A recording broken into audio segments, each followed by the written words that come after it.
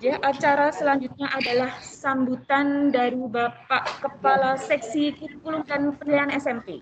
Kepada beliau Bapak Hasim SIP MSIC. Silakan.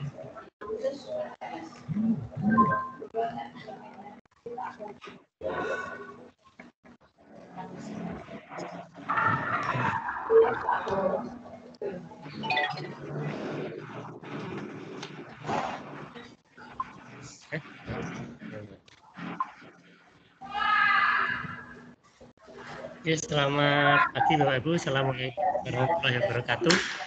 Waalaikumsalam warahmatullahi wabarakatuh. Yang kami hormati Waalaikumsalam warahmatullahi wabarakatuh. Peserta sosialisasi pembelajaran dengan kompetensi PISA untuk guru-guru bahasa Indonesia maupun guru maba lain yang saat ini sudah bergabung maupun yang sedang dalam persiapan bergabung. Yang kami hormati Bapak Ibu, teman-teman narasumber yang sudah siap sejak pagi tadi, yang hormati juga teman-teman dari Dinas Pendidikan. Yang pertama, Langsung masuk di dan syukur kehadirat Allah Tuhan Yang Maha Kuasa, karena sampai hari ini kita masih senantiasa diberikan karunia, kenikmatan, kesehatan sehingga bisa melaksanakan ketugasan kita masing-masing.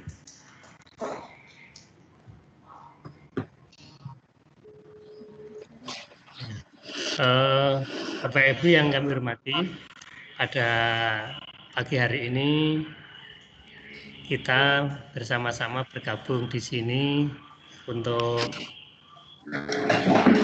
sampaikan beberapa hal kaitannya dengan rencana untuk tes PISA ya, tes PISA maupun untuk pembelajaran PISA.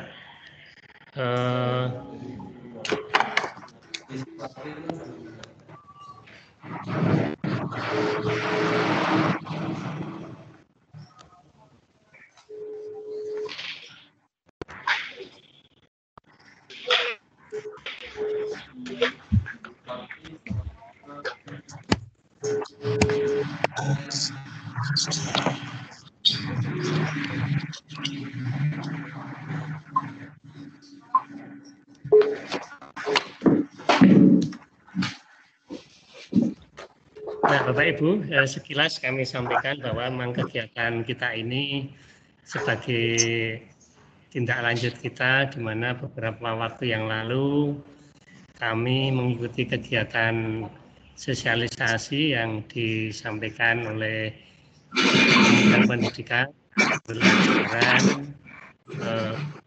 berikut, di mana Indonesia saat ini mengikuti tes PISA atau Program Pro International Student Assessment. Nah, Bapak Ibu, PISA itu adalah studi internasional di bidang pendidikan yang diselenggarakan oleh organisasi internasional di bidang kerjasama dan pembangunan ekonomi, yang tujuannya adalah mendorong negara-negara saling belajar satu sama lain mengenai sistem pendidikan sehingga mampu membangun sistem pendidikan yang lebih baik.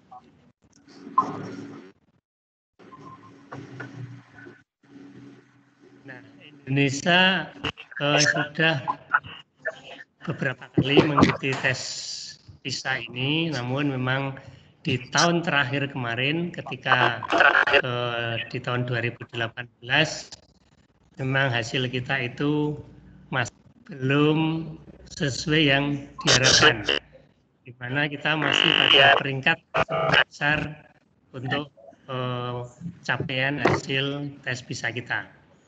Nah, untuk itu Bapak Ibu, maka di pelaksanaan tes yang rencananya jadwal rutinnya itu adalah setiap 3 tahun, berarti nanti di 2021, dan kemungkinan karena memang 2021 kita juga belum tahu nanti kondisi terkait dengan COVID ini bagaimana, ada kemungkinan nanti untuk tes PISA itu dilaksanakan di tahun 2020.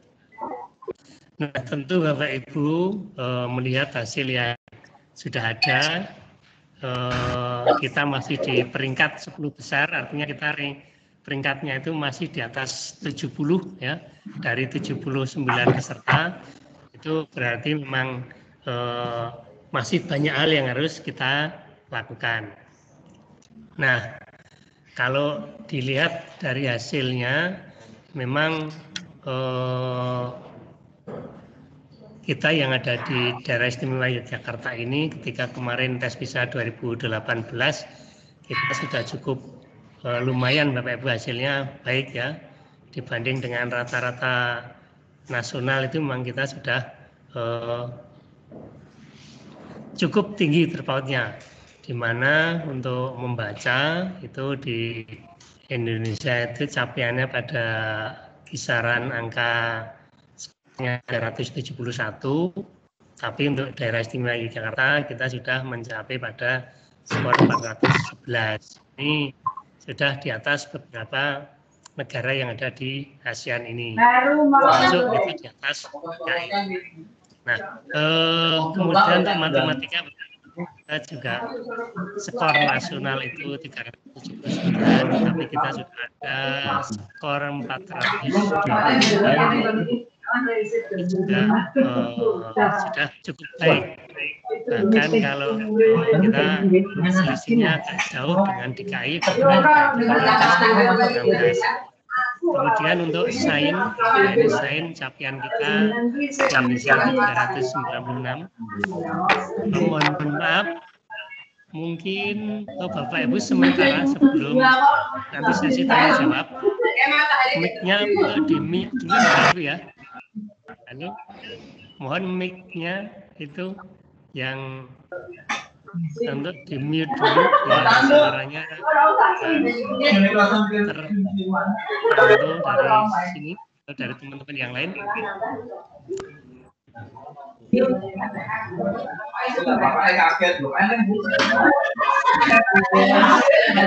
Kira-kira capaian hasil yang sudah kita peroleh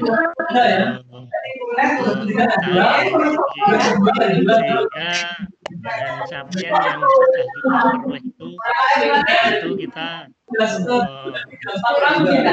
puas ya. Artinya harapan kita secara nasional nanti kita naik lagi, dan tentu secara nasional nanti bisa menyumbang cukup banyak hasil yang diperoleh Indonesia. Nah, untuk itu Bapak Ibu, nanti kita bersama-sama akan mendengar, mengikuti sosialisasi ini yang nanti akan disampaikan oleh teman-teman yang kemarin mengikuti kegiatan BIMTEK di Kementerian Pendidikan. Di sini ada Bu Yeti, ada Bu Sumiati, kemudian ada Bu Kunti, dan ada Pak Nurdin. Nanti secara bersama-sama akan membersamai kita untuk kegiatan ini. Nah, ke depan Bapak Ibu, kami sangat berharap kepada Bapak Ibu, Bapak Guru Bahasa Indonesia, ya, karena untuk PISA ini mengujikan literasi, kemudian juga ada literasi sains, literasi literasi ilmi. Nah, ini bahasa Indonesia salah satu hal pokok yang memang untuk mendukung kegiatan tes PISA ini. Sehingga kami minta bantuan kepada Bapak Ibu, bahasanya kolaborasi dengan guru-guru yang lain, kira-kira untuk pembelajaran yang dilakukan di sekolah itu mulai kita tingkatkan pada kompetensi-kompetensi yang memang itu menjadi standar atau tolak ukur yang dilakukan oleh PISA. Meskipun memang selama ini pembelajaran kita sudah berjalan dengan baik, Bapak Ibu, terbukti prestasi-prestasi kita di akademis itu cukup bagus ya. Artinya kalau ukurannya kemarin tahun-tahun yang lalu dari ujian nasional kita pun bisa berbangga diri karena memang hasil kita cukup baik. Namun tentu itu menjadi tantangan kita karena nanti ke depan di era revolusi industri yang keempat ini kita betul-betul bisa mendampingi putra-putri kita untuk bagaimana mereka bisa menyesuaikan dengan tuntutan zaman. Saya kira itu Bapak Ibu, sekali lagi kami ucapkan terima kasih kepada Bapak Ibu yang sudah mengikuti kegiatan ini. Kami berharap Bapak Ibu bisa mengikuti kegiatan ini sampai selesai. Setelah itu mungkin nanti apa yang kita peroleh dari kegiatan ini bisa menjadi bahan diskusi untuk teman-teman Bapak Ibu di sekolah masing-masing maupun nanti di tingkat MGMP Bahasa Indonesia, sehingga nanti ke depan kita lebih siap untuk menyongsong pembelajaran dengan kompetensi PISA ini. Demikian yang bisa kami sampaikan dan kami mohonkan izin Bapak Kepala Dinas belum bisa bergabung di kegiatan ini Bapak Ibu karena ada kegiatan lain. Nah, mudah-mudahan kita senantiasa tetap diberikan kesehatan, kekuatan, dijauhkan dari pandemi COVID-19 ini untuk Bapak Ibu guru, Bapak Ibu kepala sekolah, kemudian juga anak-anak kita maupun keluarga kita semua, sehingga kita bisa mengikuti kegiatan pembelajaran yang ada di sekolah masing-masing dengan baik dan mudah-mudahan nanti COVID-19 ini bisa segera berakhir sehingga nanti kita bisa kembali beraktivitas untuk proses kegiatan belajar di sekolah seperti waktu-waktu sebelumnya, karena nampaknya juga anak-anak kita sudah mulai merasakan kejenuhan di rumah dengan belajar jarak jauh atau belajar dari rumah. Nah, ini juga menuntut kita untuk kreatif, memberikan materi-materi yang menarik sehingga anak-anak tetap semangat untuk mengikuti kegiatan pembelajaran jarak jauh. Ada kurangnya saya mohon maaf. Saya akhiri. Assalamualaikum warahmatullahi wabarakatuh. Waktu kami kembalikan pada Mbak Nia. Waalaikumsalam warahmatullahi. Baik, terima kasih kepada Bapak Hasim SIP MACC yang telah memberikan sambutan. Bapak Ibu yang kami hormati, acara selanjutnya adalah paparan materi terkait dengan sosialisasi pembelajaran dengan kompetensi PISA. Nanti akan kami persilahkan Bapak Ibu narasumber. Mungkin akan secara bergantian Bapak dan Ibu karena ada beberapa materi yang beliau-beliau akan sampaikan. Jadi langsung saja Bapak dan Ibu. Kepada Ibu Yeti, Ibu Sumiati, Ibu Kunti, dengan Pak Nurdin, kami persilahkan. Nanti materinya sudah. Yang materi bisa Pak Hasim tadi.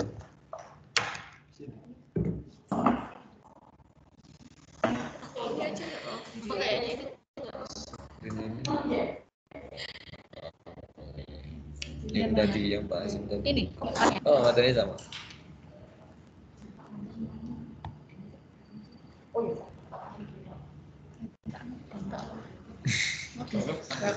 Oke. Ya. Yang materinya berarti oh iya. Okay. Assalamualaikum warahmatullahi wabarakatuh, Bapak Ibu guru Bahasa Indonesia Waalaikumsalam warahmatullahi wabarakatuh. Kali ini saya dan teman-teman ingin menyampaikan apa yang didapat dari diklat dari PISA kemarin. Ada beberapa hal yang ingin kita sampaikan mengenai soal-soal PISA, kemudian nanti ada sedikit share tentang kelanjutan PISA itu apa, melanjutkan dari penjelasan dari Pak Hasim tadi.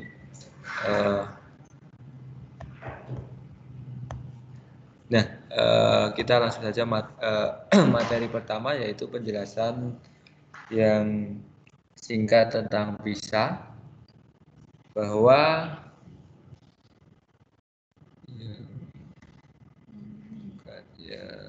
PISA itu ya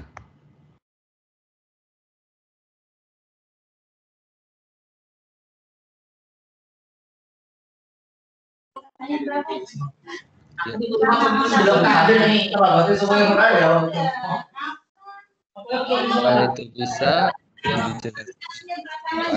Jadi itu adalah di internasional yang diselenggarakan kerjasama dengan yang tersebut bertujuan untuk mendorong negara belajar satu sama lain mengenai sistem pendidikan sehingga mampu membangun sistem persekolahan yang lebih baik dan inklusif efektif.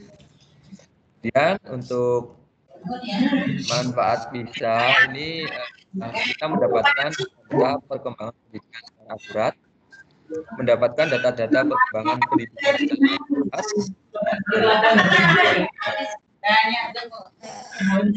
pengalaman praktik baik tentang sistem pendidikan dengan para peserta dan memberikan kompetensi penangkapan hidup siswa, membandingkan penerapan kompetensi. Itu kalau yang lain di unmute dulu gimana? Di mute dulu. Iya, pematerinya nggak dengar suaranya, Pak. Di mute dulu yang lain itu suaranya nggak kelihatan. Suatu pendidikan sehingga dapat dilakukan perbaikan yang efektif. Kan bunyi toh. Kemudian kita lanjut langsung saja untuk PISA.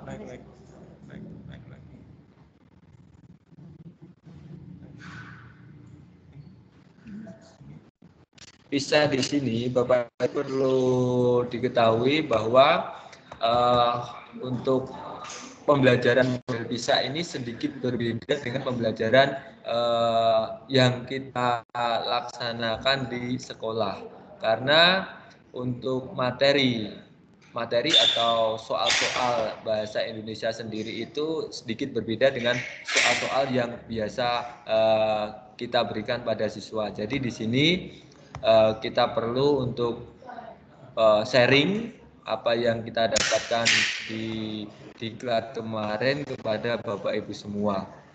Karena di sini PISA tersebut atau PISA di sini dengan sistem pembelajaran yaitu pelibatan siswa dalam pengajaran membaca. Pertama, belajar dari PISA strateginya yaitu pembelajaran efektif 1, pelibatan siswa dalam pengajaran membaca. Di dalam prinsip PISA, siswa yang mengaku sering dilibatkan guru dalam pelajaran membaca memiliki skor membaca 30 poin. Lebih tinggi dibandingkan dengan siswa yang tidak pernah atau jarang terlibat membaca. Kemudian strategi pembelajaran efektif kedua dari PISA ini adalah merangkum tidak sama dengan menyalin. Merangkum tidak sama dengan menyalin. Kemudian membaca nyaring bukan cara yang efektif. Membaca nyaring bukan cara yang efektif. Kemudian hasil PISA yang menunjukkan strategi membaca nyaring suatu bacaan bagi siswa lainnya tidak efektif untuk meningkatkan pemahaman isi bacaan bagi siswa usia 15 tahun. Berkonsentrasi pada isi bacaan, menandai atau merangkum dengan kata-kata sendiri terbukti lebih efektif untuk memahami isi bacaan. Jadi membaca nyaring bukan cara yang efektif, melainkan merangkum itu lebih efektif dengan bahasa sendiri. Untuk selanjutnya, belajar dari PISA ini, strategi selanjutnya adalah perkaya jenis bacaan siswa. Perkaya jenis bacaan siswa, kemudian siswa perlu dibiasakan dengan jalan format bacaan yang beragam.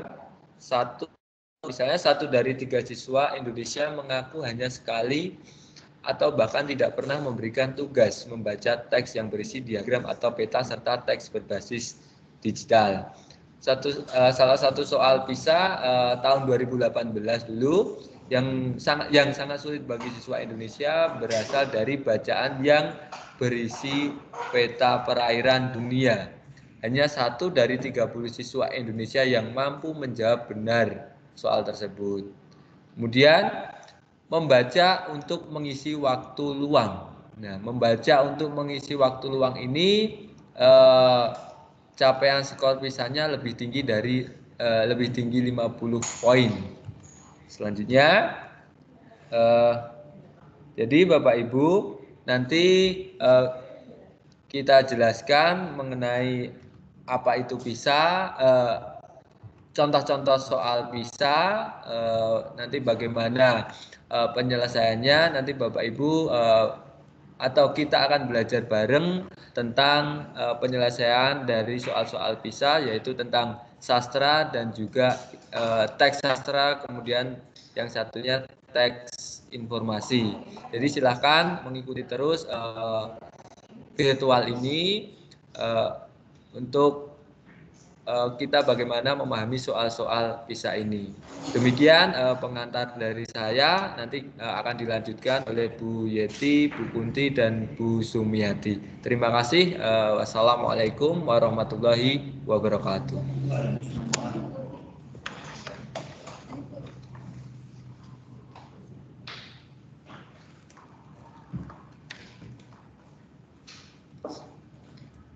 Assalamualaikum warahmatullahi wabarakatuh. Selamat pagi Bapak Ibu guru-guru SMP di Kota Yogyakarta. Pada kesempatan kali ini saya akan membahas mengenai bentuk-bentuk soal PISA. Sebelumnya bukan maksud saya untuk menggurui atau untuk saya yang lebih pintar, bukan. Tetapi saya yakin Bapak Ibu di sekolah memiliki kemampuan yang luar biasa tentang PISA. Nah, kami hanya ingin sharing mengenai bagaimana sih soal-soal PISA yang telah kami dapat saat pelatihan kemarin. Nah, sebelum membahas dan menganalisis satu persatu bagaimana soal-soal PISA, nah kita coba untuk mengenali dulu soal-soal PISA. Bentuk-bentuk soal PISA itu sangat jauh berbeda dengan soal-soal ujian nasional. Meskipun soal-soal PISA itu sudah termasuk soal-soal yang sebenarnya sering kita temui dalam pembelajaran. Tetapi beda sekali dengan bentuk-bentuk soal UN. Berikutnya, yang pertama kali, untuk filenya, bentuk-bentuk soal PISA sudah ada di link yang di-share. Bapak Ibu bisa sambil membuka di sana. Yang pertama di sana kita akan mengenali dulu teks-teks dalam PISA. Teks-teks dalam PISA itu ditampilkan secara utuh. Contohnya pada teks ini, teks cerpen yang berjudul Hadiah, itu ditampilkan secara utuh. Meskipun satu teks ini mampu untuk soal sekitar 1 sampai 5 soal.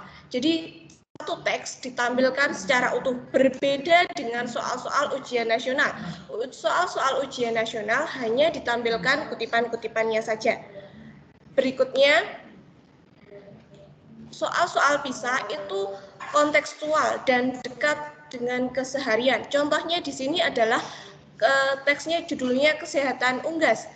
Nah, teks di sini adalah berupa teks diskusi, atau kalau anak-anak kita lebih paham itu adalah teks chattingan. Jadi chatting di dalam dunia maya itu diambil untuk bahan teks soal-soal PISA. Berikutnya adalah yang membedakan lagi adalah teks dalam PISA itu bisa dalam 1 sampai 5 nomor itu menggunakan 2 teks. Jadi contoh di sini adalah menggunakan 2 teks yang satu itu adalah berupa teks drama, judulnya Amanda dan Sang Ratu, sedangkan teks yang kedua itu adalah teks berupa informasi yang menyertainya. Di sini informasi yang menyertainya adalah beberapa definisi tentang tentang teater. Jadi karena teks satu itu berupa teks drama, maka teks kedua itu adalah informasi yang mendukung teks 1. Yaitu di sana adalah definisi-definisi yang berhubungan dengan teks drama. Selanjutnya adalah dalam teks PISA itu terdapat teks atau informasi yang menyertai teks. Kalau tadi itu adalah dalam teks drama tadi yang judulnya Amanda dan Sang Ratu, itu teks kedua adalah teks yang menyertainya atau teks yang menjelaskan unsur-unsur yang ada di dalam drama.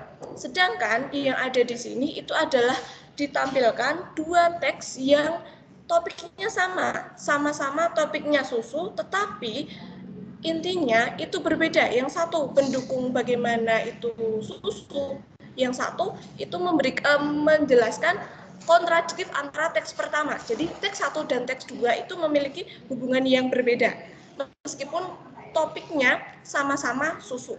Seperti itu. Nah, setelah kita mengetahui bagaimana sih teks-teks yang ada di dalam PISA, maka kita akan lanjut ke bagaimana sih soal-soal yang ada di dalam PISA. Kalau kita mengajar dalam bahasa Indonesia, itu soal-soalnya sering kita temui, namun biasanya kita temui hanya di dalam pembelajaran, bukan di dalam penilaian akhir tahun maupun penilaian tengah semester, bahkan di dalam UN itu soal-soal PISA tidak ada di sana ya, meskipun ada, tetapi bentuk-bentuknya sekali lagi bentuk-bentuk soal PISA itu sangat berbeda dengan bentuk-bentuk soal UN. Yang pertama adalah yang muncul adalah soal pilihan ganda kompleks. Soal pilihan ganda kompleks di sini itu bukan sekedar menanyakan apa sih tokohnya, siapa tokohnya, di mana latarnya, tidak, tetapi dituntut siswa untuk berpikir dan memahami teks tersebut. Jadi dan pilihan jawabannya pun juga membuat siswa harus berpikir, jadi harus dibaca perlahan-lahan untuk yang soal pilihan ganda kompleks. Berikutnya adalah soal uraian atau jawaban panjang. Nah, dalam soal-soal UN itu kita tidak pernah menemukan, bahkan jarang, bahkan tidak ada soal-soal uraian atau jawaban panjang. Kemudian soal yang berikutnya adalah soal drag and drop. Di soal drag and drop ini sangat jarang kita temukan, terutama dalam bahasa Indonesia. Jadi soal drag and drop itu seperti ini. Di sana ada soal, ada gambar. Nah, siswa itu hanya menggeser huruf. Jadi di sana ada huruf A yang di blok biru dan huruf D. Nah, soal tersebut diminta untuk meletakkan tokoh yang A itu adalah Amanda dan D itu Sang Ratu. Siswa diminta untuk meletakkan di mana sih Amanda itu harusnya berada di dalam stage pada momen-momen tertentu. Nah, siswa hanya perlu menggeser lambang biru dan D ke dalam stage yang ada di gambar. Nah, seperti itu langsung kemudian jawaban nanti akan langsung terkirim. Kalau soal drag and drop seperti ini jarang sekali kita temukan di dalam soal-soal dalam bahasa Indonesia. Berikutnya adalah uraian berdasarkan ilustrasi. Uraian berdasarkan ilustrasi di sana itu ditampilkan ada ilustrasi percakapan antara dua orang, yang satu laki-laki dan yang satu perempuan. Soal berikutnya adalah soal memilih benar atau salah. Nah, soal-soal ini jarang sekali kita gunakan untuk penilaian akhir tahun maupun tengah semester maupun UN. Meskipun dalam keseharian, dalam pembelajaran kita tetap sering menggunakannya. Berikutnya adalah soal memilih pernyataan benar atau salah.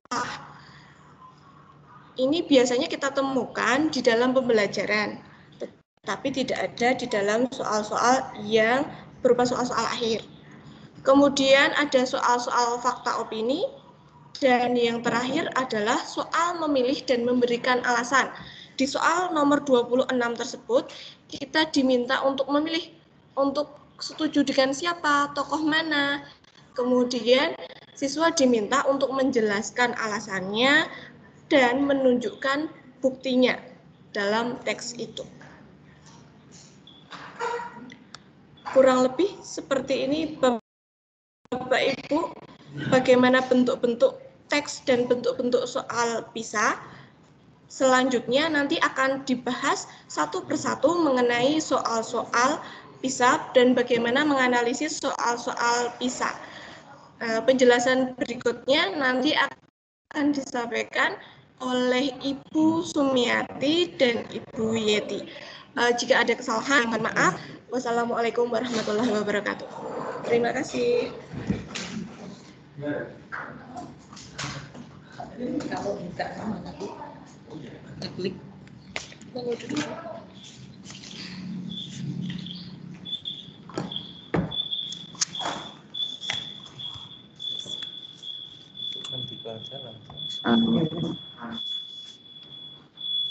Langsung ikutan tarikan.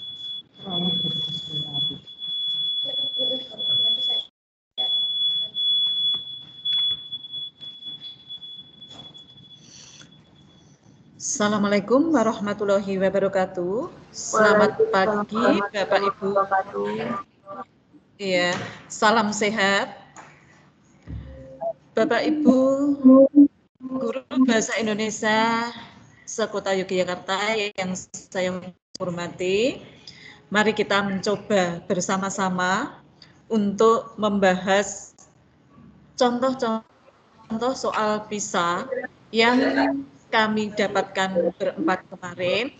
Nanti di sini akan ada diskusi, bisa juga masukan, bisa juga nanti saya memberikan soal dan Bapak Ibu nanti bersama-sama memberikan jawabannya.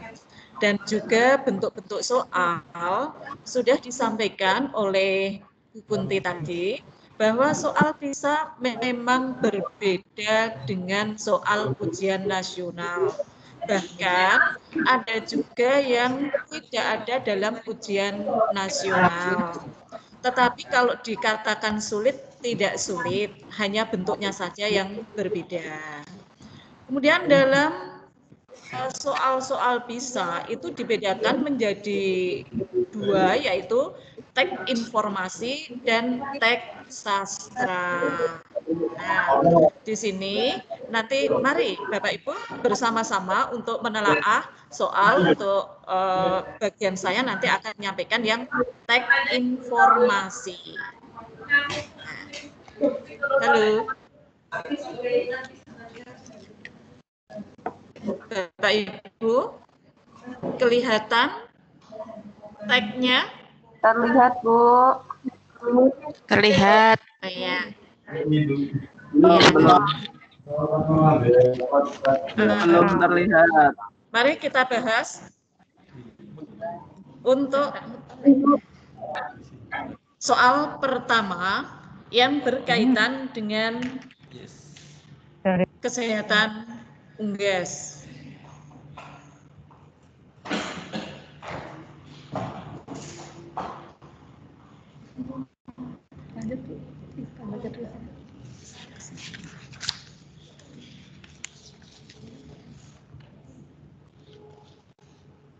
Kesehatan unggas.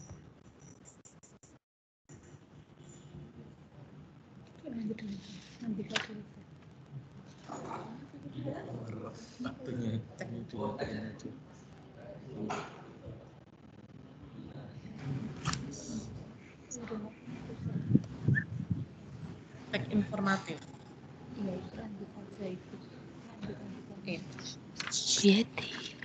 Bapak Ibu, mari kita mencoba untuk membahas teks yang pertama. Teks pertama yaitu dengan mana Bu teksnya?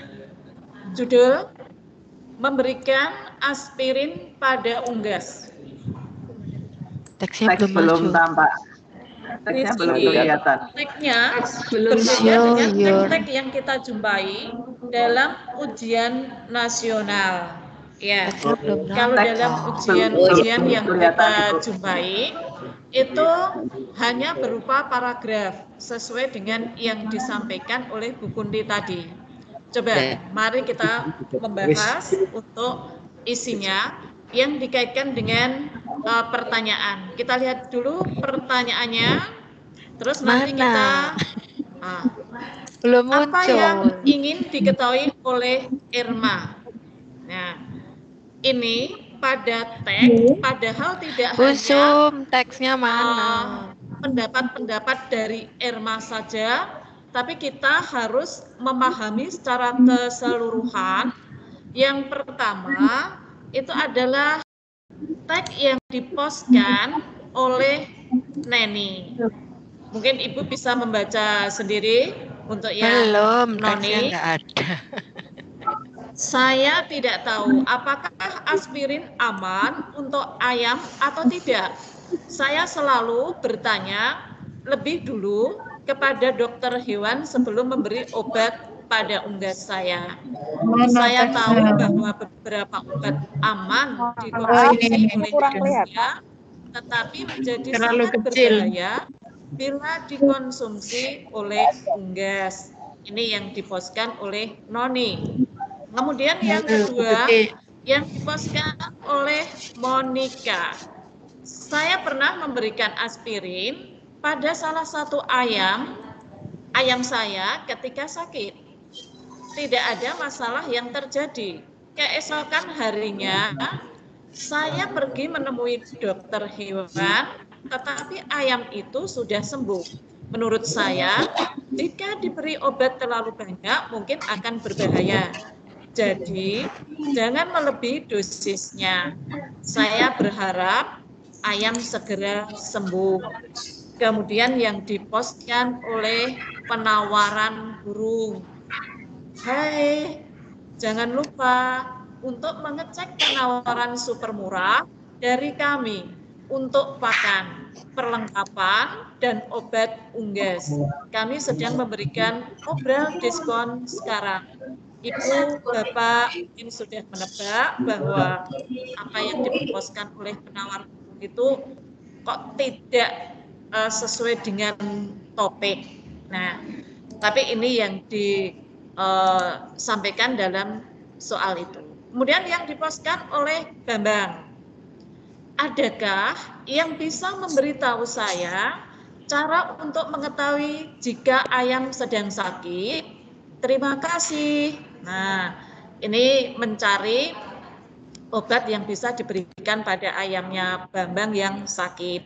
Kemudian dari teks yang disampaikan oleh Farhan. Nah, Farhan adalah seorang dokter hewan. Coba. Halo Irma, saya seorang dokter hewan spesialis unggas.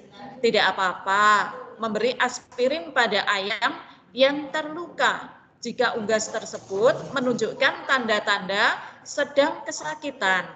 Ketika saya memberikan resep aspirin untuk burung, saya mengikuti petunjuk yang dipublikasikan dalam panduan pengobatan unggas. Dosis untuk ayam adalah 5 mg aspirin per kilogram berat badan. Jadi ukurannya berat badan unggas untuk menentukan seberapa miligram aspirin yang diberikan.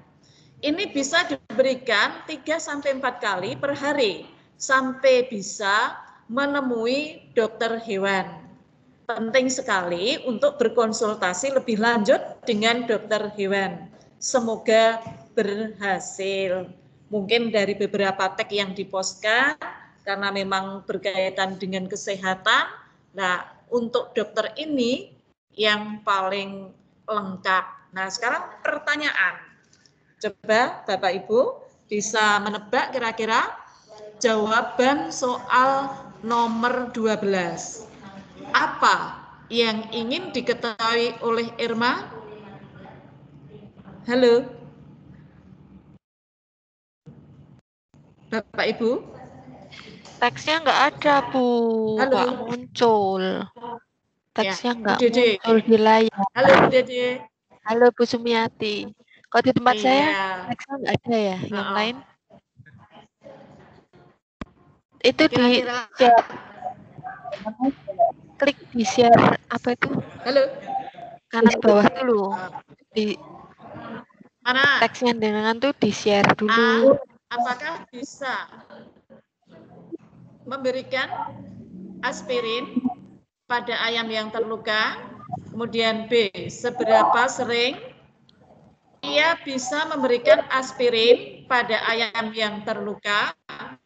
Kemudian C, bagaimana cara menghubungi dokter hewan untuk menangani ayam yang terluka? Dan D, apakah ia dapat menentukan tingkat kesakitan yang dirasakan oleh ayam yang terluka?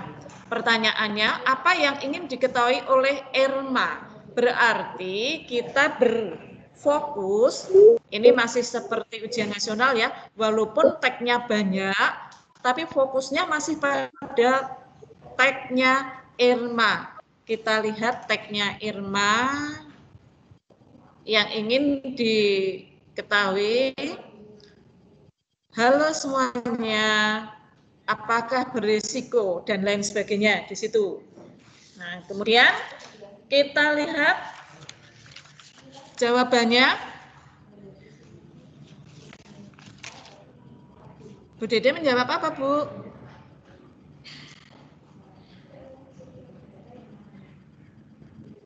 Saya nggak lihat teksnya, Bu. Ya. Ini jawabannya A. Apakah ia bisa memberikan aspirin pada ayam yang terluka? Kalau yang B, seberapa sering? Kelihatannya kurang pas. C, bagaimana cara menghubungi dokter?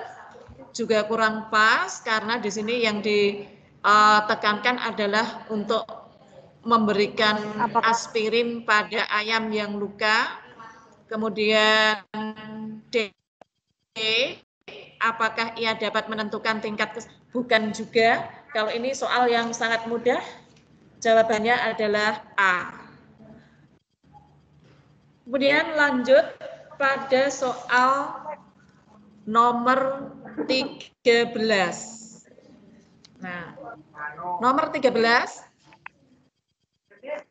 Mengapa Irma memutuskan untuk memposting pertanyaan pada forum di internet? Ya. Jawabnya? Oh. Ada yang jawab D. C, Bu. C. Mengapa Irma memutuskan untuk memposting pertanyaan pada forum di internet? Ya, nomor 13 karena ia ingin menolong ayamnya sesegera mungkin. C. Iya. C ya. Iya, C. Iya. C betul. Adakah yang perlu dipertanyakan atau sebagai bahan diskusi? Karena ia menolong ayamnya segera mungkin.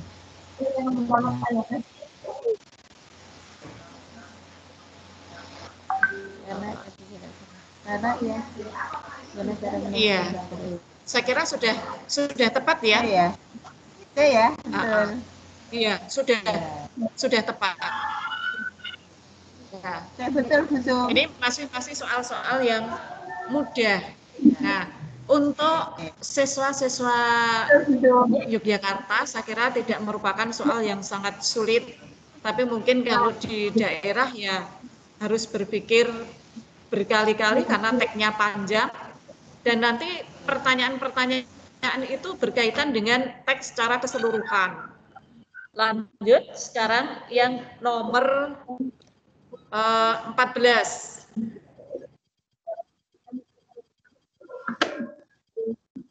Nah, ini untuk soal ujian tidak pernah ada yang berbentuk soal benar salah.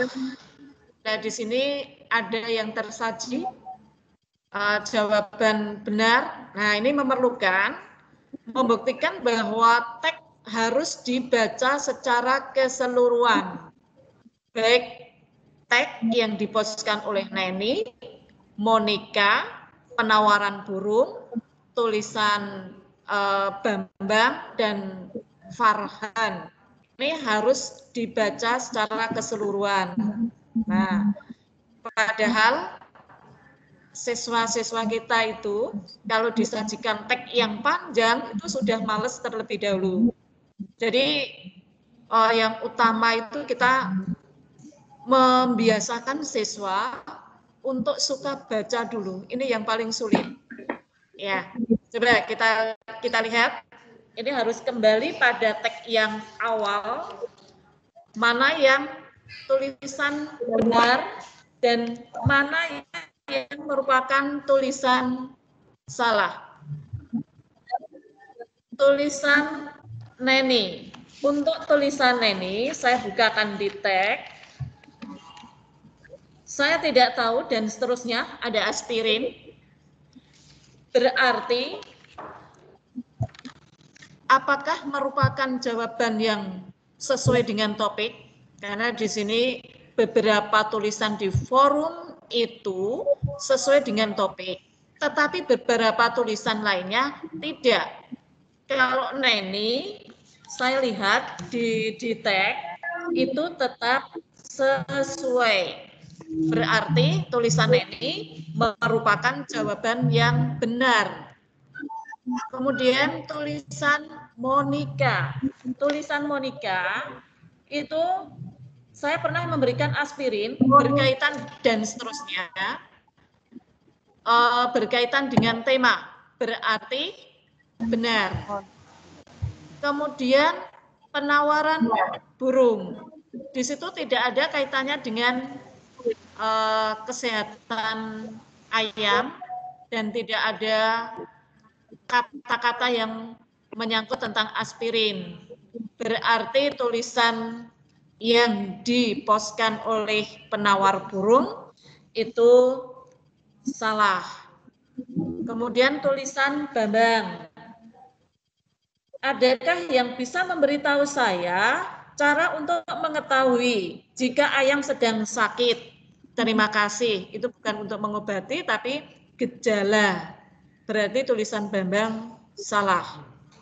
Dan yang terakhir, tentu saja sudah bisa ditebak karena berkaitan dengan dokter hewan, tentu saja benar. Nah, ini bentuk soal yang tidak pernah kita jumpai dalam soal ujian nasional. Jadi untuk nomor 14 itu jawabannya benar, benar, salah, salah, benar. Untuk siswa kita itu sangat mudah sekali. Dengan catatan mau membaca secara keseluruhan. Halo, Bapak Ibu. Masih mendengar suara saya? Masih, Bu. Masih, Bu. Walaupun mulainya pas di tengah-tengah. Masih. Kamu tidak apa-apa ya, biar tidak rame. Lanjut. Halo, lanjut. Lanjut, Bu. Lanjut. Ya. Bisa lanjut ya. Lanjut. Dimut lagi. Biar tidak rame, dimut lagi ya. Ya. Nomor 15. Mengapa penawaran burung merespon tulisan Irma? Nah, jawabnya A. Mempromosikan sebuah usaha, B. Menjawab pertanyaan Irma, C. Untuk menambahkan saran Monica, D.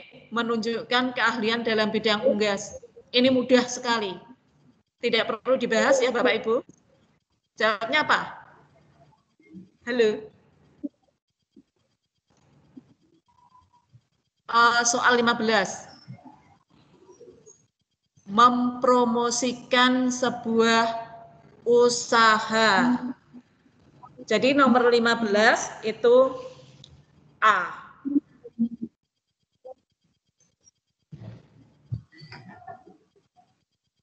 Lanjut. Nomor 16. Siapakah yang memberikan jawaban paling bisa dipercaya untuk pertanyaan Irma? Secara logika penalaran, pasti jawabnya nomor 16 adalah halo. Oh, Farhan. Bu. Farhan. Ya dokternya Farhan, berarti 16 D ya? Ya, D, dokternya. Karena dokter ya tentu saja yang paling cocok itu. Ya. Itu kan? Ya, Bu. Iya. Ya, dokternya. Oh, dokternya. Iya. Ya. Karena apa? Secara nalar kan ya ahlinya bagi kita. Ahlinya, jadi di sini banyak memerlukan logika. Ya. Oke. Mungkin dari ya. Lanjut 17. Lanjut. Iya, sip. Luar biasa. Nomor 17 pertanyaannya, mengapa Farhan tidak bisa memberikan takaran aspirin yang pasti kepada Irma? Nah, ini harus membuka tagnya. Tagnya. Ya, ini soal uraian. Tapi walaupun uraian, itu dalam komputer sudah bisa mendeteksi jawaban-jawaban dari siswa. Ya, kita lihat. Kalau saya harus ke atas nanti terlalu jauh, enggak apa-apa ya Bu ya? Untuk melihat Farhan. Tidak usah, karena tidak tahu berat badan. Disampaikan Farhan, iya. Tidak tahu berat badan ayamnya. Oh iya, nih saya seorang dokter hewan, bla bla bla bla, saya garis bawahi untuk kalimat berat badannya nggak tahu. Ayam adalah 5 mg aspirin per kilogram berat badan. Padahal Irma itu tidak menyampaikan berat badannya, tapi yang disampaikan tadi apanya? Usianya ya. Usianya juga tahu. Iya. Berat badan bukan usianya. Sehingga pertanyaan nomor 17, saya kembali ke 17. Mengapa Farhan tidak bisa memberikan takaran aspirin yang pasti kepada Irma? Jawabnya apa? Adalah bahwa tidak mengetahui berat badan. Irma tidak menyebutkan dalam berat badannya ayam unggas. Iya. Gimana Bapak Ibu? Lanjut.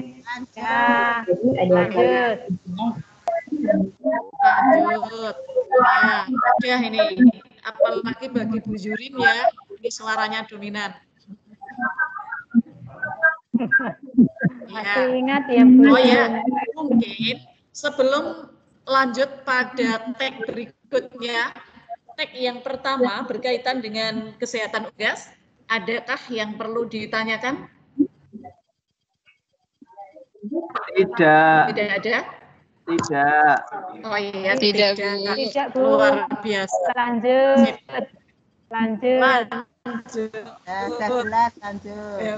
Ini hanya ingin tahu kuncinya toh. Sudah fail. Enggak. Bentuk-bentuknya aja. Ya, nih. Tag 2.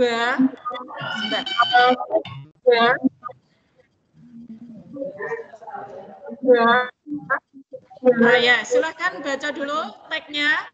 Nanti berkaitan dengan soal berikutnya. Saya tunggu 1 menit untuk mencermati. Biasanya Bapak Ibu itu kan membatasi siswanya 2 menit. Nah, sekarang 1 menit gurunya. Nggak kelihatan teksnya ya, Bu ya.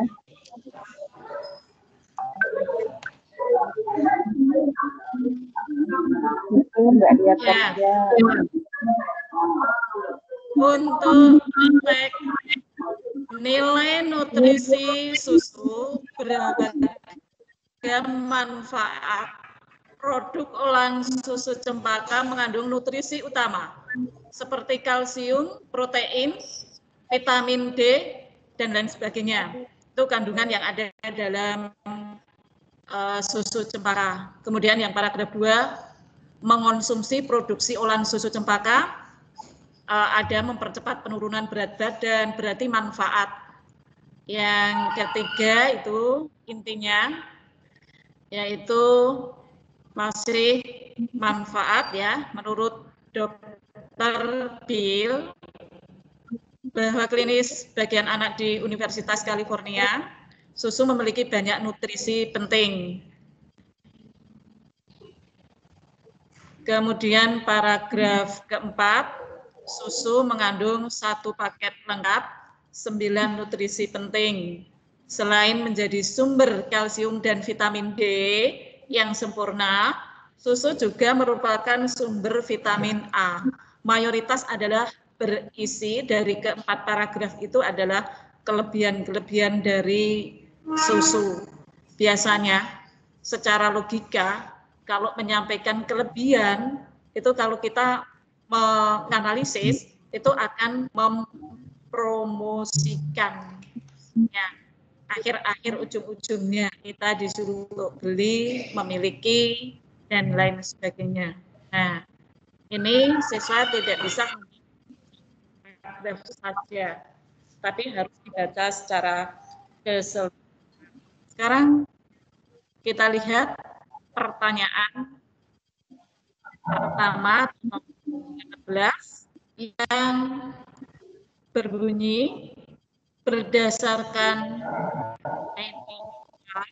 manakah di antara pernyataan berikut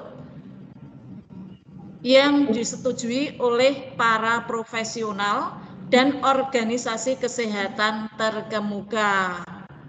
Nah, yang A, mengonsumsi susu dan produk susu dapat menyebabkan kegemukan. Nah, kalau menyebabkan kegemukan tentu saja kan tidak banyak yang beli. Nanti kalau beli susu semua gemuk. Nah, logika kita kan gitu. Tapi kalau anak saya nggak tahu itu. Yang B, susu merupakan sumber yang baik dari vitamin dan mineral yang penting. Bisa jadi. C, susu mengandung lebih banyak vitamin daripada mineral. Kan belum tentu juga. D, meminum susu merupakan penyebab utama osteoporosis. Nah, berarti kalau A dan D dipilih itu jelas bukan. Nah, kita akan mengajarkan tinggal 2 pertimbangan. A-nya tidak. Mana ya Bapak Ibu? Jawabannya nomor 18. Halo. Yang B. Bento. B saja ya. Ya. Bento. Oh, B atau C? B. Itu jawabannya B. Susu merupakan sumber yang baik dari vitamin dan mineral yang penting. Kalimat itu tidak ada yang sama persis, tapi dengan menyimpulkan. Bagaimana Bu Yurin? Itu Bu. Bisa diterima? Jawabannya B. Bravo. Ya. Oke. 100. Betul tak? Kalau C, susu mengandung lebih banyak. Tidak. Itu lebih B. Iya. Coba nanti bisa. Iya, pintu ya, betul ya.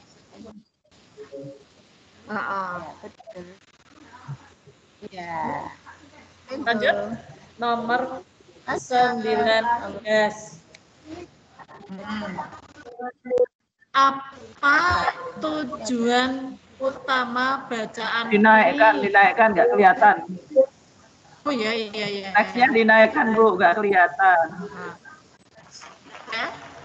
Apa tujuan utama bacaan ini? Penalaran secara menyeluruh. Ya, memberikan argumen bahwa produk susu dapat mempercepat penurunan berat badan. Itu hanya sebagian saja, sebagian dari isi teks. Ya kan? Ada di paragraf berapa tadi yang menyatakan menurunkan berat badan itu ada. Nih, ada di paragraf 2. Mengonsumsi produksi olahan susu cempaka akan mempercepat penurunan berat badan. Ini belum menyeluruh, tapi baru sebagian saja. Kemudian yang B, membandingkan produk olahan susu cempaka dengan produk susu lain. Ada susu lain yang disebutkan di situ? Tidak ada. Oh, tidak ada. Betul. Tidak ada yang dibandingkan. C, susu mengandung lebih banyak vitamin daripada mineral. Susu mengandung lebih banyak vitamin daripada yang 19 ya. Jawabannya D. Yang 19. Memberikan informasi kepada masyarakat mengenai risiko yang berkaitan dengan penyakit jantung. Itu juga hanya sebagian dari isi jawabannya. Sehingga nomor 19 jawabannya D, betul. D, mendukung penggunaan produk olahan susu cempaka. Nah, ini juga tidak asing karena sering kita jumpai juga dalam teks-teks untuk soal ujian. Lanjut, nomor 2. Nah, ini juga berbeda dengan teks soal ujian yang sanaikan. Apakah pernyataan dalam tabel berikut didukung oleh bacaan? Pernyataan yang ada nilai nutrisi produk susu telah dikaji oleh organisasi-organisasi kesehatan. Jawabnya, tadi ada penelitian ya, berarti iya. Nah, terus susu dapat mencegah dan menyembuhkan penyakit. Ini tidak baca bacaan saja tahu ya. Susu dapat mencegah, tidak mencegah. Jawabnya tidak. Kemudian susu cempaka mempromosikan produk. Iya. Nah, jadi ini berdasarkan penalaran selain dikaitkan dengan isi teksnya. Halo Bapak Ibu, untuk teks kedua sudah selesai pertanyaannya. Mungkin ada yang perlu dipertanyakan atau didiskusikan. Mudah ya pertanyaannya, tidak asing, hanya bentuknya saja yang berbeda. Hanya bentuk-bentuknya saja yang berbeda.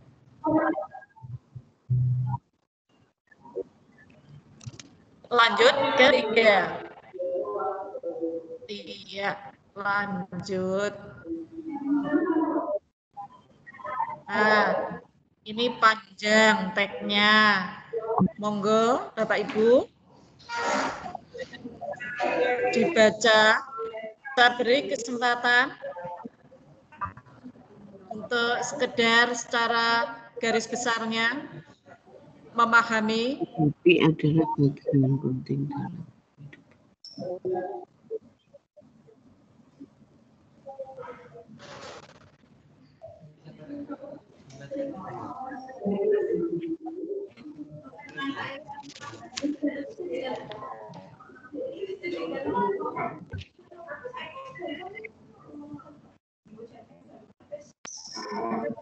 Sudah Bapak Ibu? Halo. Halo. Teksnya baru naik, Bu. Soal yang teksnya panjang. Gurunya saja melihat sudah pusing. Iya. Lihat teksnya sudah hilang dulu ini. Iya. Ya, kita coba untuk satu pertanyaan lagi. Saya ambilkan yang mungkin berbeda, ini ya tidak sama. Kemudian dua-dua.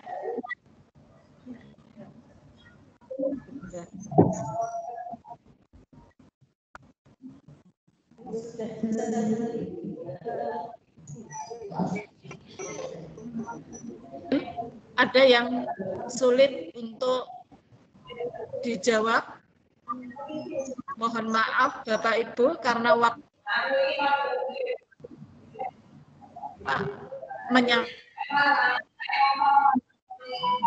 berikut masih ada teks sastra. Nanti bisa berlanjut melalui atau pertemuan yang lain. Dari teks 3 ini mungkin ada satu saja yang akan ditanyakan. Oh iya, ini yang terakhir aja. 26 itu urean. Pertanyaannya, Anna, Christopher, dan Sam sedang membicarakan mengenai kedua bacaan tersebut. Terus Christopher, belum ada loh, Bu. apapun yang dilakukan pemilik kafe itu akan tetap minum susu setiap hari. Susu itu sangat baik untuk kita. Berarti ini setuju untuk minum susu. Apa? Tidak untukku. Aku akan minum susu lebih sedikit mulai sekarang jika tidak baik untuk kita. Jadi mengurangi. Dan pendapatnya Sam, aku tidak tahu. Aku pikir kita perlu tahu lebih banyak sebelum membuat kesimpulan. Terus pertanyaannya, kamu lebih setuju dengan siapa? Di sini semuanya bisa dipilih. Christopher bisa, Anna bisa, Sam bisa. Dengan catatan mempunyai bukti argumen yang kuat didasarkan pada isi teks. Nah, mungkin Christopher setuju karena dia berpihak pada teks pertama yang tadi manfaat susu itu sangat banyak. Nah, kemudian yang kedua itu Anna, tidak untukku. Aku akan minum susu lebih sedikit mulai sekarang jika itu tidak baik untuk kita. Jadi harus pilih-pilih. Kemudian yang Sam, aku tidak tahu. Aku pikir kita perlu tahu lebih banyak sebelum membuat kesimpulan. Mungkin berdasarkan teks yang A dan B atau 1 dan 2, Sam itu belum yakin kalau belum ada banyak penelitian yang memang dapat disimpulkan manfaat yang akurat tersebut. Sehingga intinya semua jawaban milih siapa saja bisa dengan alasan kuat, meyakinkan, dan pilihan itu ada dasarnya. Sehingga kita bisa mengajari pada anak, kalau berbicara jangan asal saja, tapi harus ada dasarnya. Ini yang terpenting berkaitan dengan soal nomor 26. Itu ya Bapak Ibu. Kemudian kan ada yang betul, skornya berapa, ada yang sama sekali tidak menyangkut skornya berapa. Untuk urean seperti ini. Ya. Halo Bapak Ibu. Saya cukupkan sekian. Dalam penyampaian tentu saja saya banyak kekurangan dan mungkin ada kata-kata yang kurang berkenan. Saya mohon maaf yang setulus-tulusnya. Saya akhiri sekian. Assalamualaikum warahmatullahi wabarakatuh. Salam. Waalaikumsalam warahmatullahi wabarakatuh. Waalaikumsalam warahmatullahi wabarakatuh. Waalaikumsalam warahmatullahi wabarakatuh. Assalamualaikum warahmatullahi wabarakatuh.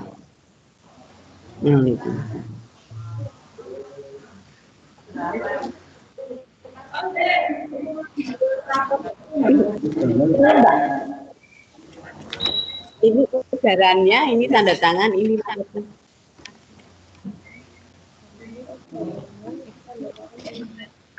Satuan. Itu ada enggak? Bisa sih.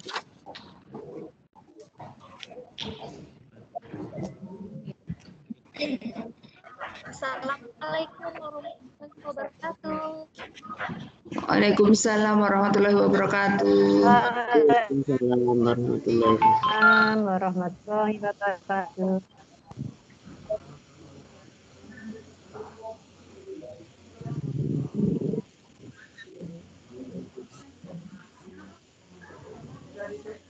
Macet ya?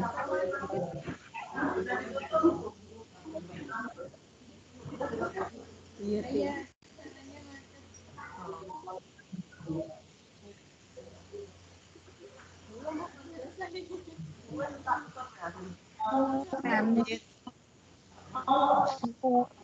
Tipan apa?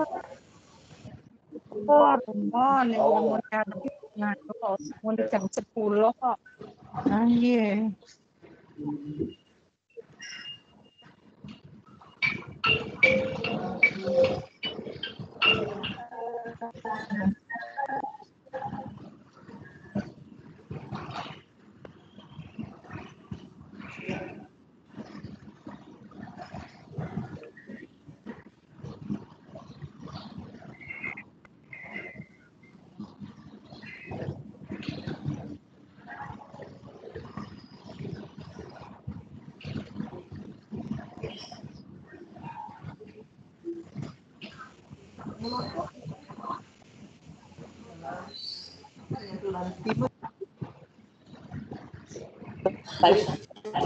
Terus dah.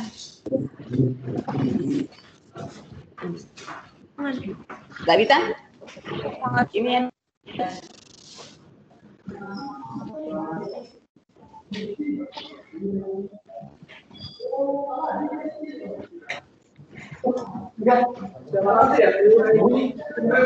ya, siapa ini?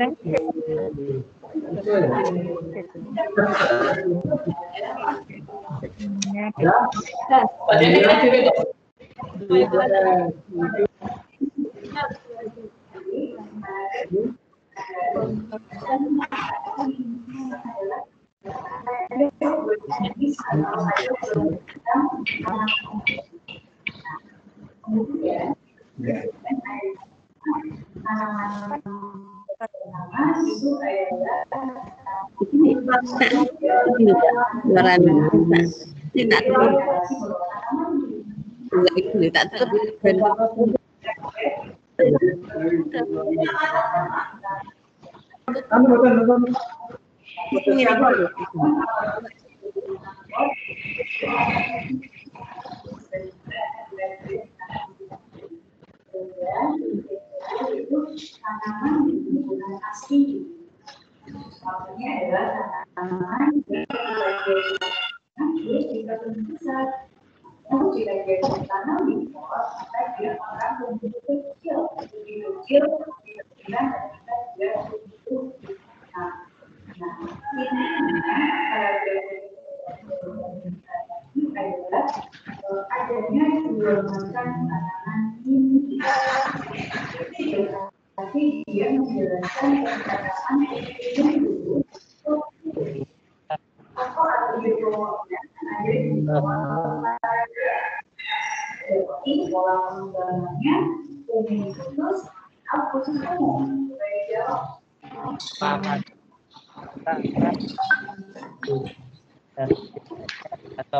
bisa dilihatnya di orang lain yang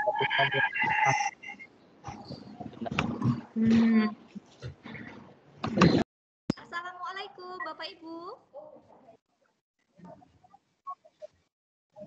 Halo, Assalamualaikum warahmatullahi wabarakatuh. Selamat pagi. Selamat pagi. Waalaikumsalam. Dengar Bapak Ibu sehat? Sehat. Alhamdulillah Sehat. sehat. Lanjutkan kegiatan kita hari ini ya. Kalau tadi sudah mengajak Bapak Ibu kalau bisa informasi akan melihat yang terkait dengan soal sastra.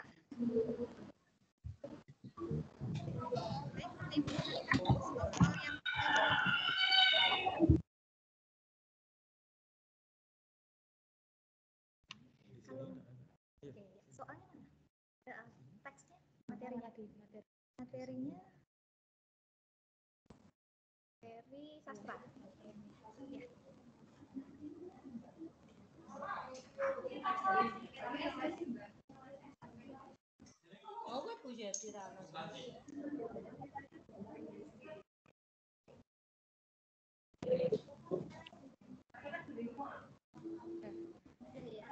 Ya.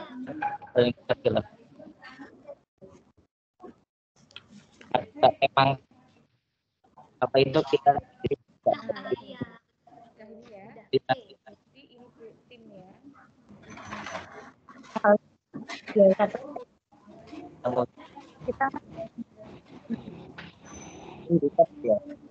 apa di Microsoft Teams itu ya.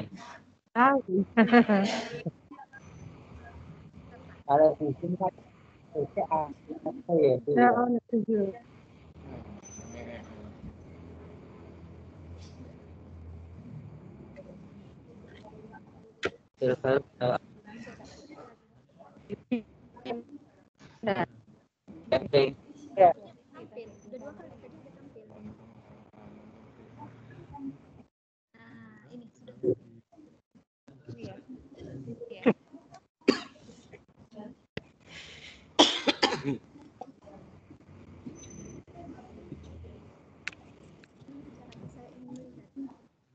Hey.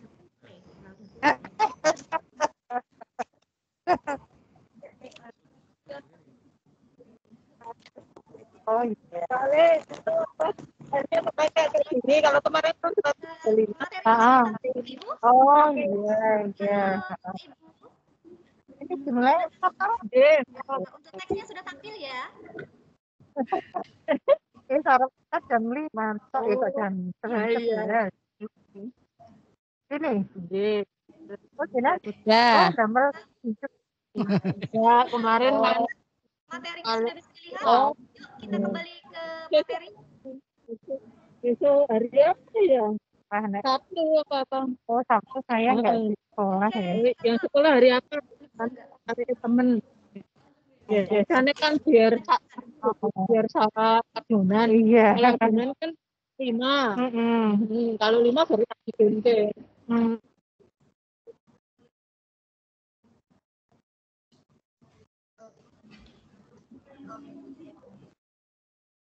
Soalnya ada di sini. Klik lagi. Tidak ada sebenarnya. Nih.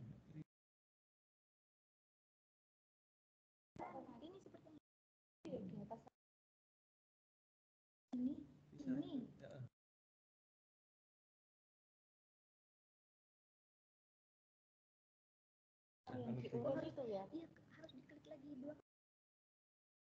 Buka lagi ya. Buka lagi.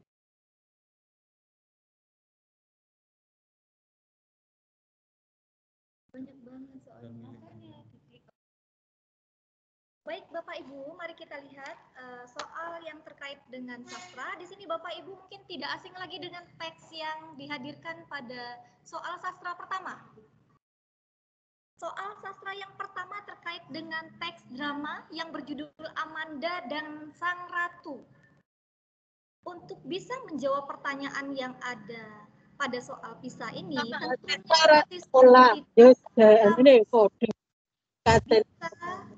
membaca keseluruhan teks, jadi tidak bisa hanya potongan-potongannya saja. Baik, langsung saja kita lihat soal pertama. Pada soal pertama, cuplikan sandiwara itu menceritakan sang ratu yang memikirkan tipuan agar, gitu ya. Nah, di sini kadang-kadang anak seringkali merasa terkecoh dengan kata tipuan. Pada pilihan A, B, C, D, kita langsung saja. Di sini, siswa bisa menjawab apabila dia membaca sampai bagian akhir, gitu ya. Karena di sana ada jawaban dan dia harus memang menyimpulkannya. Jawabannya adalah di sini. Memikirkan tipuannya, Amanda membuat pangeran melupakan kesedihannya, gitu ya. Kenapa? Karena di dalam teks itu menceritakan bahwa sang pangeran itu patah hati karena ditinggal oleh kekasihnya yang bernama Lokadia. Dan ketika sang ratu bertemu dengan Amanda, di sana dilihat bahwa ada kemiripan antara Amanda dengan Lokadia. Maka jawabannya yang bisa diambil yang C. Kita lihat ke soal kedua. Nah, di soal kedua, dalam naskah sandiwara, selain kata-kata yang harus diucapkan pemain, ada pula perintah yang harus diikuti oleh pemain dan teknisi teater. Bagaimana perintah-perintah tersebut dapat dikenali dalam naskah? Tentunya, jika kita sudah pernah mengajarkan kepada siswa di kelas 8 terkait drama, adanya kramagung yang kita kenali dengan petunjuk lakuan yang harus dilakukan oleh tokoh di dalam drama, anak bisa menjawab. Tetapi sekalipun kita belum pernah mengajarkannya, anak tetap bisa menjawab dengan catatan siswa kita itu akan membuka teks 2. Di teks 2 itu ada definisi beberapa pekerjaan teater. Di sana ada aktor, sutradara, gitu ya, sampai pembantu asisten lampu atau teknisi lampu. Nah, pada bagian sutradara, di sini ada tugasnya, di mana sutradara itu memantau semua aspek sandiwara. Jadi dia menempatkan pemain, kemudian menyarankan bagaimana sebuah naskah harus diinterpretasi. Begitu. Nah, ketika kita melihat kembali lagi ke naskah dramanya, ternyata pada naskah drama, di sana ada tulisan yang bercetak miring. Nah, tulisan yang bercetak miring inilah adalah perintah bagaimana drama tersebut harus dimainkan. Seperti begini. Nah, di sini Amanda dengan sangat lembut. Ini tidak perlu diucapkan, tapi bagaimana Amanda mengucapkan kalimat ini dengan kelembutan. Oke, ini termasuk soalnya masih mudah. Mari kita lihat soal berikutnya. Di soal 3, yang kita sebut dengan drag and drop gitu ya. Nah, di soal ini, mendekati akhir cuplikan sandiwara itu, Amanda berkata, maaf, ini ke soal 3, kita ke soal 3. Oke, saya terlewatkan. Di soal 3, sutradara menempatkan para pemain di panggung. Pada suatu diagram, sutradara memberi Amanda simbol A dan sang ratu dengan huruf D, di mana anak harus meletakkan simbol-simbol tersebut, maka anak harus membaca isi drama secara keseluruhan.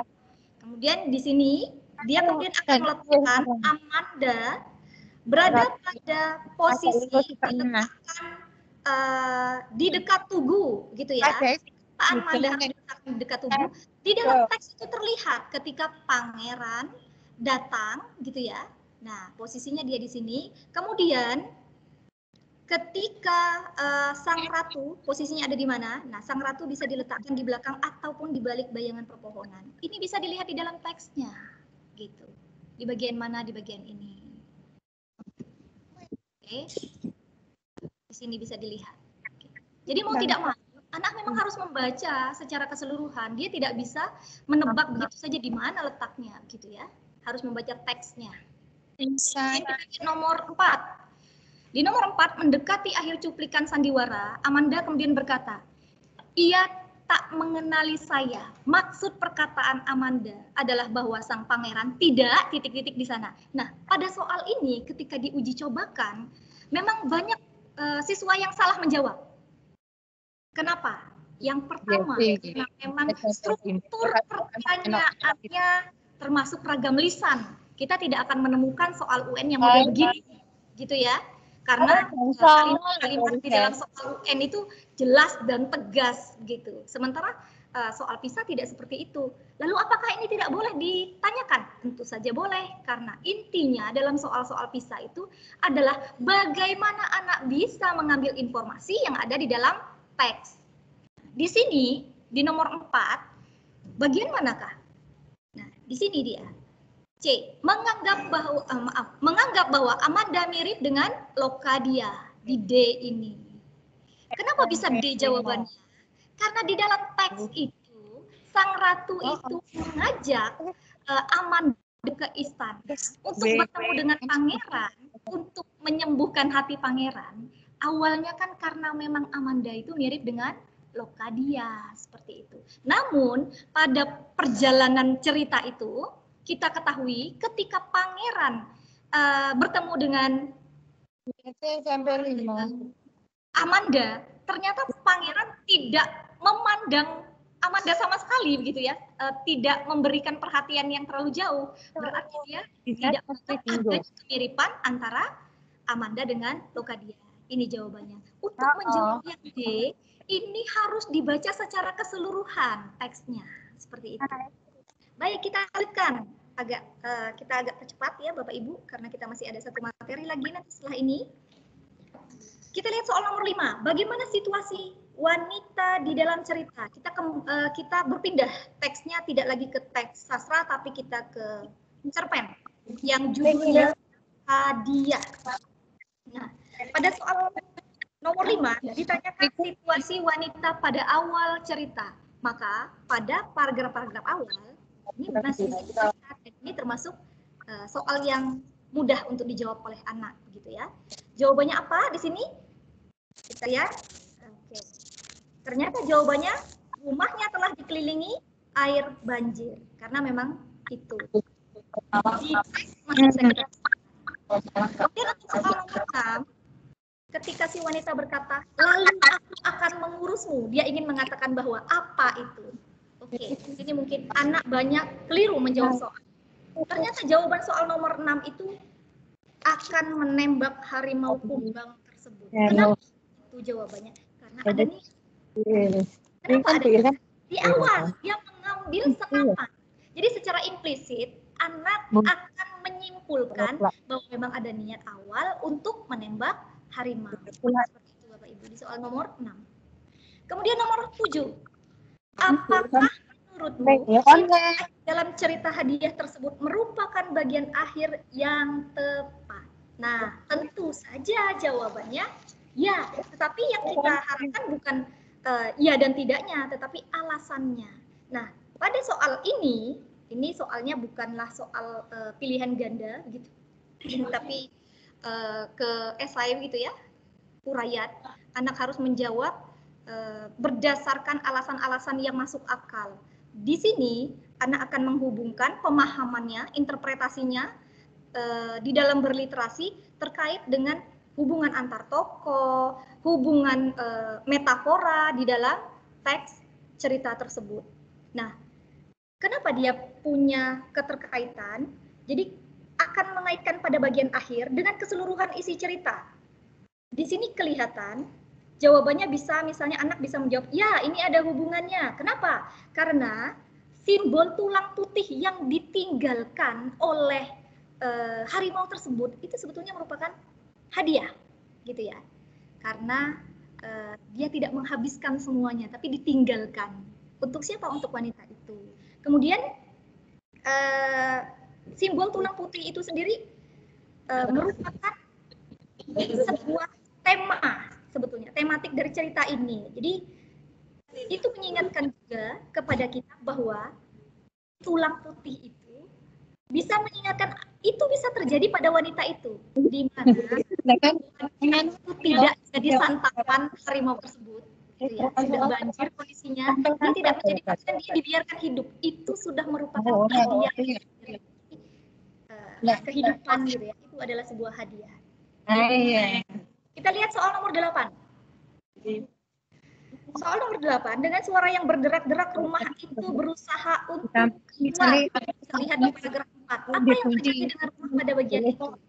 Ternyata suara berderak itu mulai mengapung.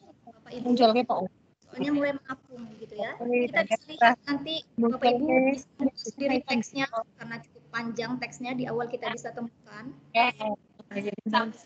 Wah, nggak salah yo. Nanti ya kita aja hilangi lagi aja sampai tuntas. Adalah beberapa kutipan mengenai harimau kumbang. Kita bisa lihat kutipan yang berwarna kuning itu.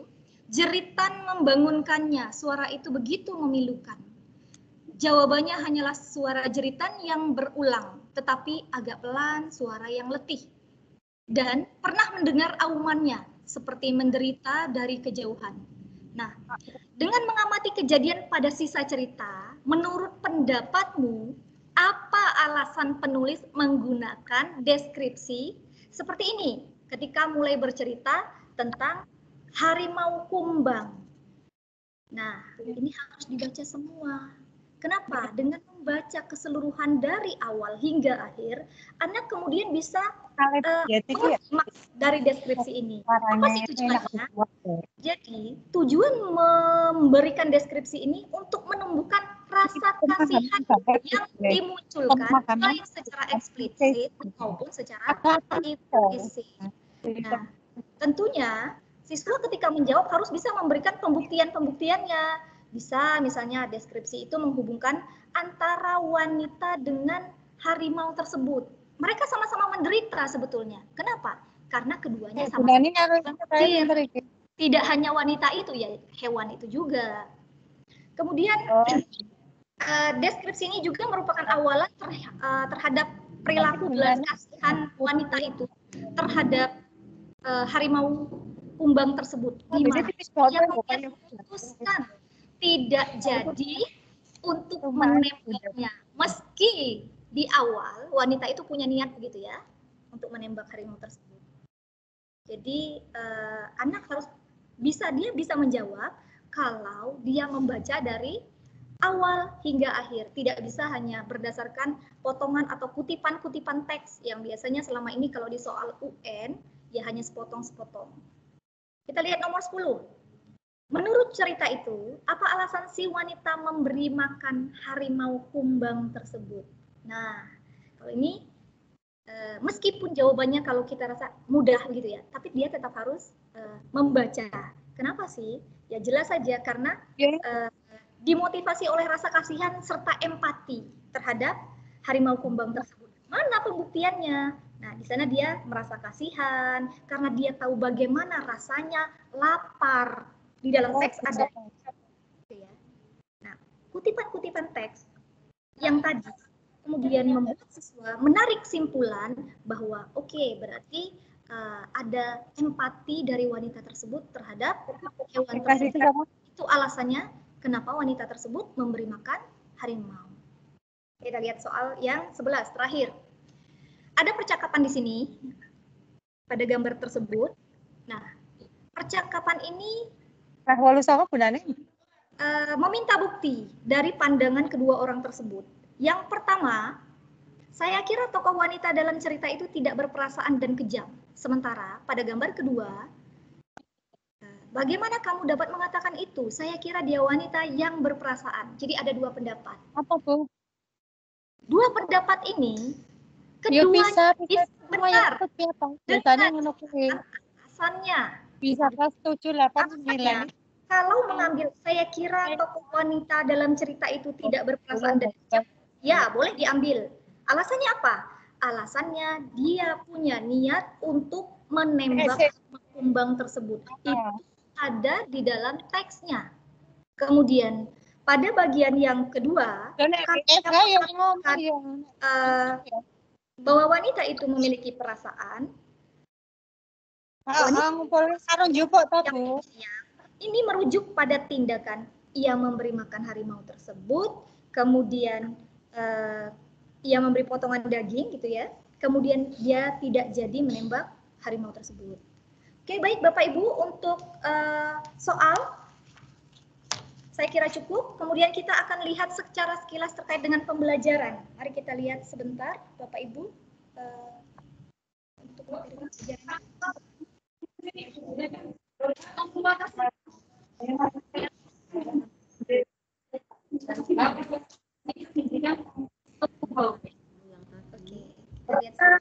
Oke, kita lihat bersama-sama.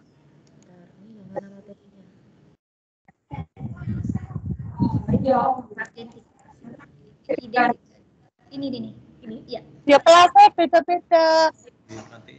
Kelas songo, betul. Kelas. Oh, kalau yang lainnya dimut ya. Salah, ini pengantar kisah. Ini. Beda-beda berarti. Oh, no. Wes. Oke. Yang mana? Gimana? Yang mana? Klik aja. Terus imut all. Oke. Oke, tadi mana dia? Klik di bawah. Oke, langsung saja ya. Oke. Hah? Tayang. Nih. Ini ya. Oke. Bapak Ibu, jadi kemarin kami mendapat pesan dari Pak Anwar bahwa sebetulnya untuk PISA ini yang paling dipentingkan bukan pada kita melatih anak-anak dengan soal, tetapi bagaimana literasi di dalam pembelajarannya. Kenapa? Karena ketika anak-anak sudah terbiasa dengan literasi dalam pembelajaran, maka apapun soal yang nanti dimunculkan, maka anak tetap bisa menjawab. Ini. Ini.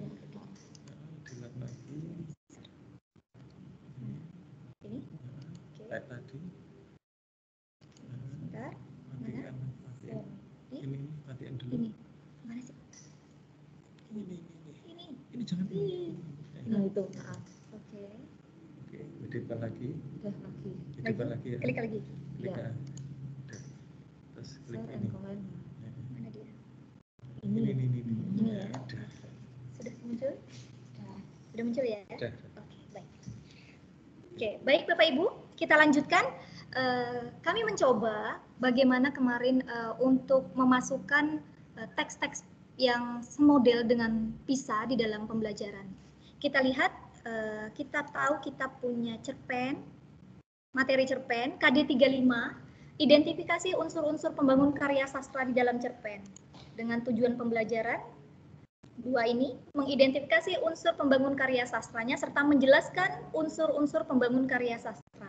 Nah, di sini, karena kita tahu bahwa sekarang kurikulumnya luar biasa Bapak Ibu, kita belum bisa bertatap muka dengan anak, jadi mau tidak mau kegiatan pembelajaran kita memang melalui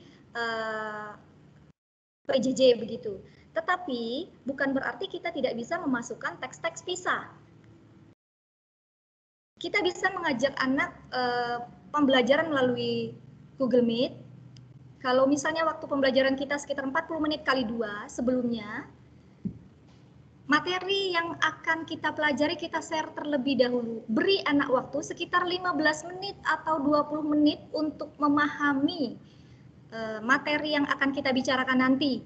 Kalau nanti kita bicara cerpen, maka cerpennya disampaikan terlebih dahulu. Sehingga ketika kita diskusi, anak tidak hanya diam, tidak hanya mendengarkan saja, tetapi anak juga bisa ikut aktif dalam kegiatan pembelajaran.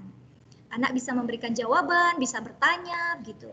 Dan tentu saja untuk membuat siswa lebih aktif, gitu ya, kita berikan reward. Kita janjikan reward di awal bahwa akan ada nilai bagi siswa-siswa yang bisa menjawab pertanyaan, yang bisa memberikan masukan-masukan, yang bisa aktif dalam kegiatan berdiskusi, bahkan memberikan pertanyaan-pertanyaan. Oke, kegiatan pembelajaran kita, nanti anak kan membaca cerpen. Nah, ini sudah dilakukan sebelum kita bergabung di Google Meet, begitu. Kemudian nanti bertanya jawab, kemudian mendata unsur cerpen, dan menjelaskannya. Di sini ada cerpen, cerpennya untuk pertemuan awal, saya coba mengambil cerpen yang sesuai dengan tema kehidupan mereka, kehidupan remaja. Baru nanti pada pertemuan berikutnya, kita memberi cerpen yang lebih berat lagi, punya nilai-nilai filosofi di dalamnya.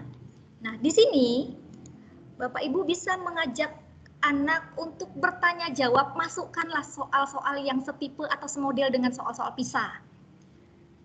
Sini Bapak Ibu bisa bertanya, bagaimana sih isi ceritanya, itu jelas dari sana Bapak Ibu akan tahu bahwa oh ini yang membaca, ini yang tidak loh, begitu. Kemudian di sana kita kaitkan, mungkin nggak cerita itu terjadi di dunia nyata? Mereka akan menjawab mungkin tidak, begitu ya, dan memberikan alasannya. Karena yang paling penting adalah mengapa mungkin, mengapa tidak, seperti tadi begitu. Kemudian kita bertanya ke mereka, apakah cerita ini menginspirasi? Nah, menginspirasi dan tidaknya itu tentunya mereka akan menjelaskan. Nah, di sini ada juga pertanyaan.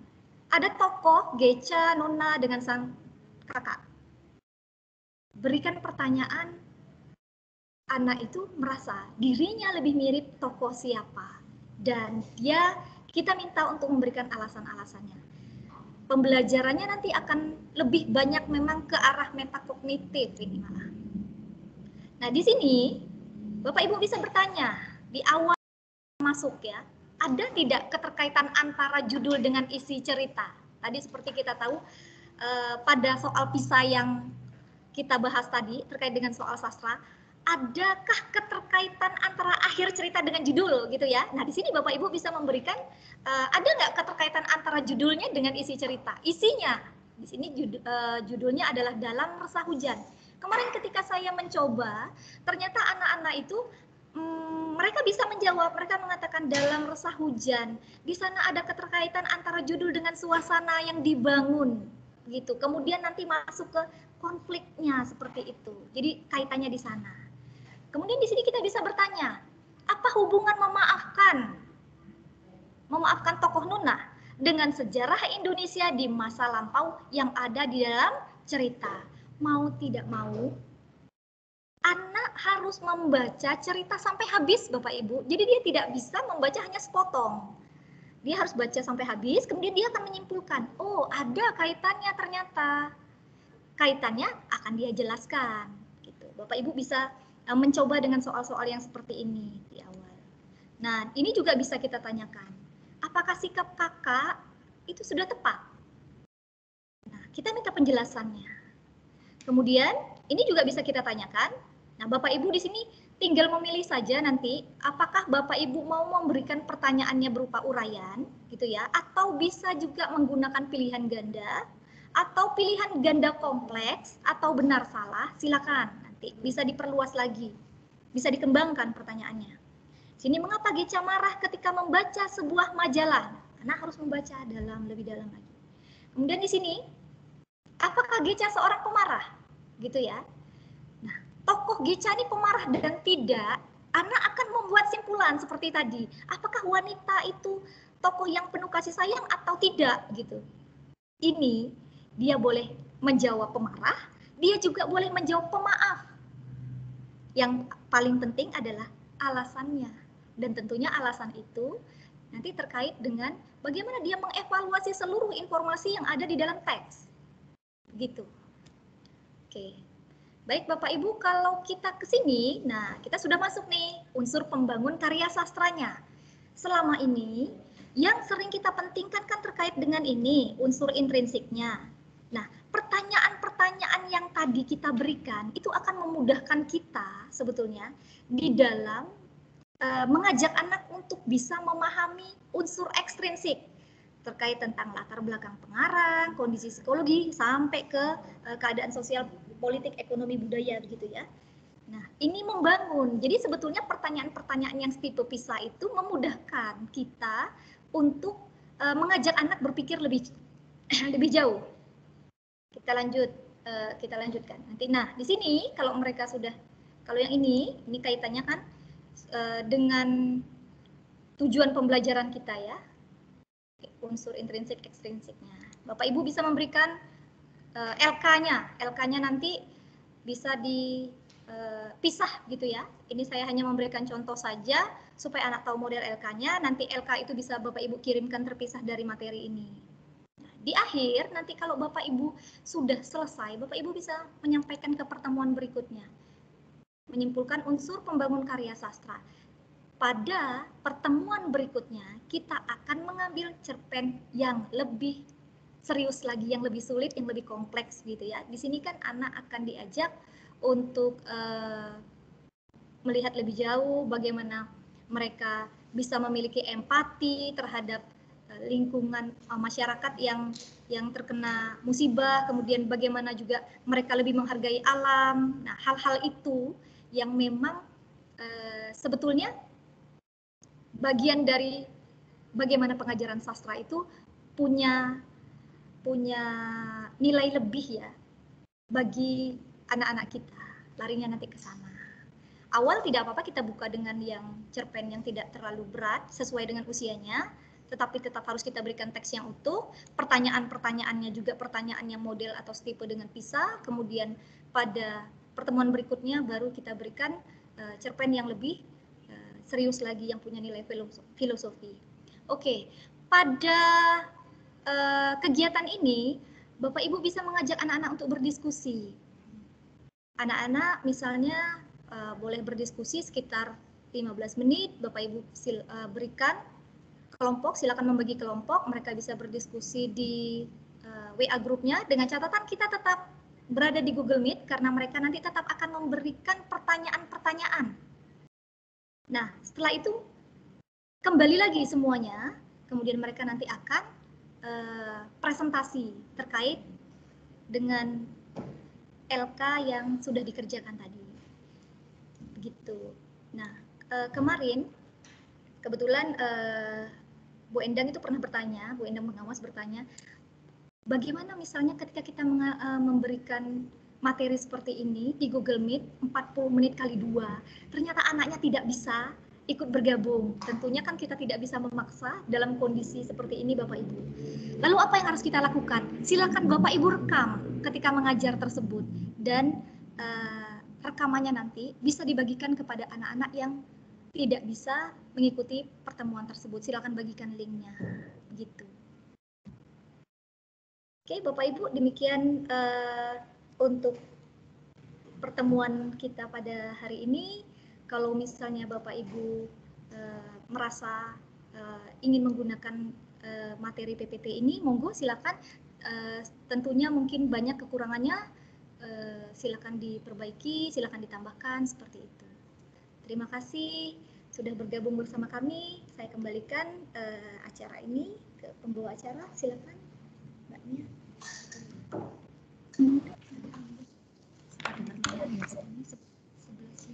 Sudah ya, sudah terlalu ini. Sudah 11.15. Baik, Bapak dan Ibu, kami matiin dulu ya Pak Dini. Jadi Bapak dan Ibu, mungkin karena waktunya sudah mepet untuk Bapak-Bapak mau mengadakan Jumatan, jadi untuk pertanyaan mungkin nanti bisa ditanyakan melalui WA Bu Yeti atau ke Bu Sumiati atau ke Bu Kunti dan Pak Nurdin, J, Bapak dan Ibu, J. Saya akhiri saja, J, untuk pertanyaan selanjutnya nanti bisa melalui WA. Baik, Bapak Ibu yang kami hormati, kami terima kasih sekali atas partisipasi Bapak dan Ibu dalam kegiatan kita terkait dengan sosialisasi ini. Semoga apa yang sudah kita dengar, apa yang sudah kita coba tadi untuk berlatih itu sangat berguna bagi Bapak dan Ibu untuk mempersiapkan ujian PISA di selanjutnya. Mungkin seperti itu, saya yang bertugas, mohon maaf apabila ada tutur kata yang kurang berkenan di hadapan Bapak dan Ibu.